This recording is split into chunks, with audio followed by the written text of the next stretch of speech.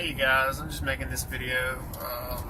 Just wanted to do a short video about Uber and Lyft. I've been doing Uber and Lyft for probably about a month now, and kind of give you some of the experiences I've had and the pros and cons I've found so far. Maybe a few tricks. It's good money. It can be good money if you put the time and effort into it, which you have to be strategic and actually go out and plan where you're going to sit. You don't want to spend a lot of time driving around without a passenger. Obviously, that's a waste of gas and time. But it's not really that bad if you can figure out the peak times and the peak places to drive. But a couple of things I came up with a lot of people that start doing it will do both Lyft and Uber, and just make sure that if you have both apps running, it's gonna drain your battery really fast and make your phone hot. Make sure if you get a call in Lyft that you close out Uber, and if you get a call in Uber that you close out Lyft, because a couple of times I forgot, and I'd be driving with the Lyft passenger and the Uber app comes up asking me for a ride, and you have to cancel it or turn it down, and then it affects your acceptance rate, which you don't have to worry too much about your acceptance rate, because I think after a week it resets. So it's not too bad of a deal about that, so don't stress too much if you miss one here and there. Also, I haven't had this experience, but I've heard people say this, that when you pick up a passenger, especially if it's in a crowded area, well, you really should do it all the time. Make sure you ask for their name before you get them in your car, because I've seen where people have picked up people when it was not the right passenger, and basically that person got a free ride on the other person's bill, and that's just doesn't seem like a very fun experience. Don't ask them like, is your name Jared or whatever, something like that. Say, what is your name, or name on the account or something like that. Probably the best way to go. And then make sure the passenger's in the car. It'll come up, start trip. Make sure they're sitting in the car, doors closed, seatbelt on before you slide to start the trip. I haven't had a problem with that, but it seems like some people have had. And one thing that I've kind of found, sometimes the GPS takes you to a weird location or opposite side of the building. Sometimes you just have to kind of ease around. Don't cancel it, if you don't see them right away. Wait, it has a little timer for you to wait. And I usually just drive around maybe twice. Wait for the time allotted. It was like 3 or 4 minutes wait time. And after that, drive around. If you still don't see them, try and call them or text them. And then, give it a few more minutes, and if you still don't hear nothing, then obviously you probably want to cancel that so you don't waste too much of your time. And if you drove more than 5 miles, I think it's 5 miles or something like that, you'll get a cancellation fee. So it may not be right about that. If you do know what it is, you can comment below. And I hadn't had too many of these either, but some of the passengers, everybody's different. Everybody's in a different mood. Everybody's going to a different place. Some people will be happy and talk your ear off, and you'll have the most amazing conversation. And I've had people like that, but I've also had people that get in and don't say 2 words to you, which that's okay too. You're still making money, so you can't, don't worry too much about. Just be polite, ask them how they're doing. You should be able to tell whether you're going to be talkative or not. If they're in a bad mood and they kind of get a little snappy with you, don't take it personally, because you don't know what that person is going through, So I just kind of let it shirt off my shoulders. Keep it on. Obviously, you always want to help them with their baggage, or if they got something, to put in the trunk or whatever. You pick them up at the store, help them load their groceries. You want to be as kind and polite as you can be.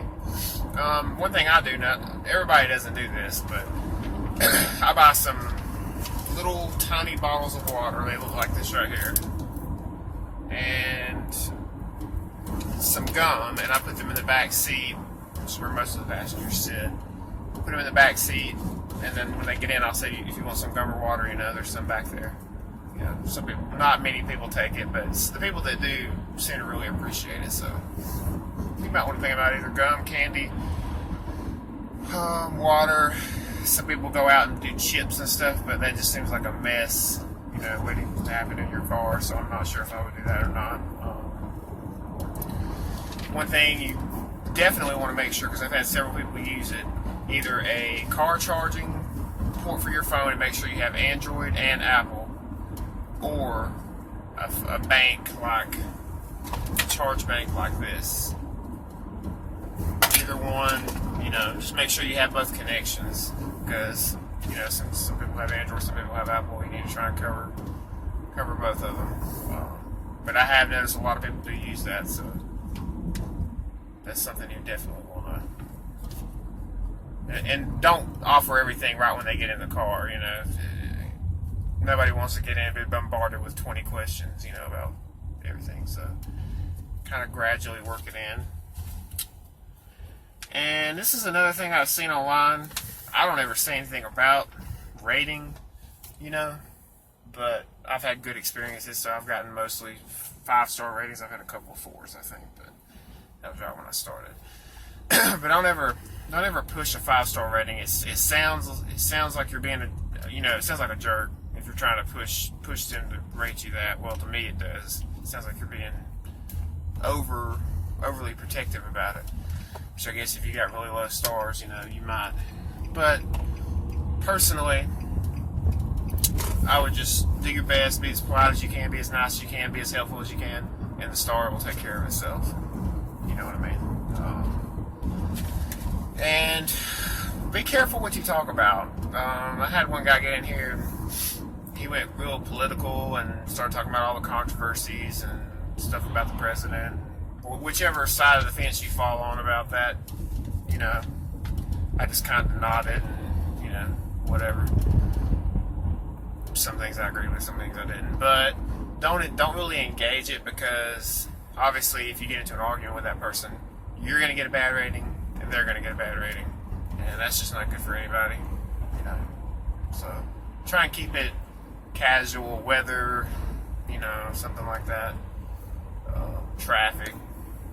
I usually don't prod too deep unless they start talking, Stay away from politics and even sports. Stay away from sports, because especially here in the South, people get really touchy about sports, so you might want to stay away from that as well.